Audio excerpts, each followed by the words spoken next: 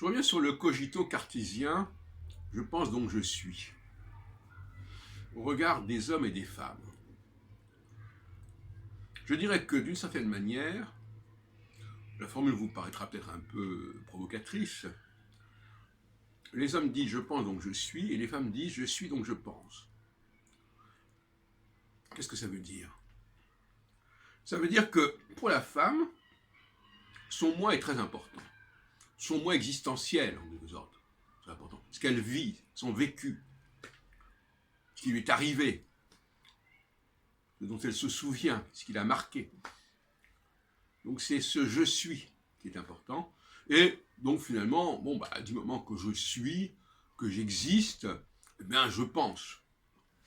Pour les hommes, Descartes exprime leur avis à eux, si on peut dire, c'est l'inverse. Je pense, c'est-à-dire que j'ai une réflexion, je fais un travail, je construis quelque chose, je construis ma pensée, et donc je suis. Je suis parce que je pense. Alors que la femme, c'est je pense parce que je suis. Alors, je reviens sur des cafés philo auxquels j'ai assisté ce week-end, enfin un particulièrement, qui était animé par deux femmes. Et par ailleurs, le soir même, j'ai moi-même animé pendant 3 heures un café philo, McDo, comme je le fais d'habitude. Autour d'ailleurs de, pas un seul thème, mais 9 thèmes.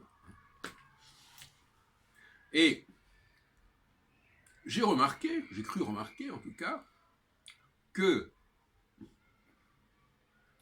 ces femmes qui sont censées animer le débat, au fond, elles se contentent des témoignages, les uns disent ceci, les autres disent cela. Donc là, on est encore dans le « je suis, donc je pense ». Je suis, c'est-à-dire j'ai vécu, j'ai un souvenir, j'ai des sentiments, j'ai des ressentis, voilà. Et finalement, ces ressentis, ils sont ce qu'ils sont. Ils ne communiquent pas entre eux véritablement, en fin de compte. Alors que dans le « je pense donc je suis », les gens qui construisent leur pensée, ils vont forcément être concernés par ce que disent les autres. Hein, puisque c'est une pensée qui se construit à partir d'un certain nombre d'éléments. Ces éléments, qui sont des atomes, en quelque sorte, se retrouvent chez les autres. Donc, selon que l'on regarde les prises de parole au niveau du « je suis » ou au niveau de « je pense », eh bien, le débat va fonctionner tout à fait autrement. Et par ailleurs, je n'ai pas besoin d'écouter très attentivement les gens qui parlent de leur « je suis ».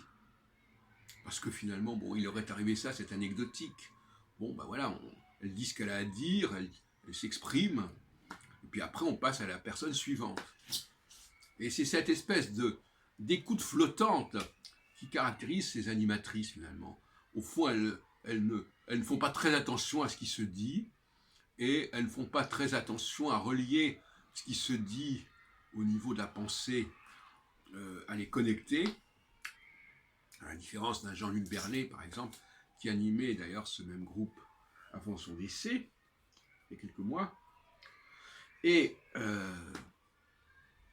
en revanche, moi, quand j'anime un café philo, je suis très attentif au « je pense ».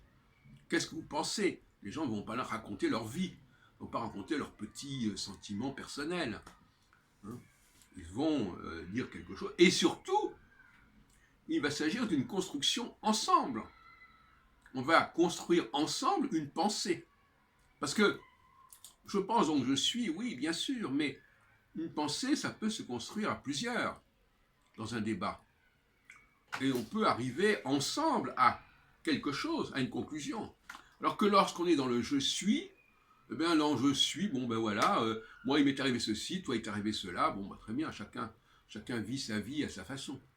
Il n'y a pas de nécessité de convergence entre des expériences individuelles, personnelles, etc. Donc voilà ma lecture du cogito à la sauce masculine et à la sauce féminine.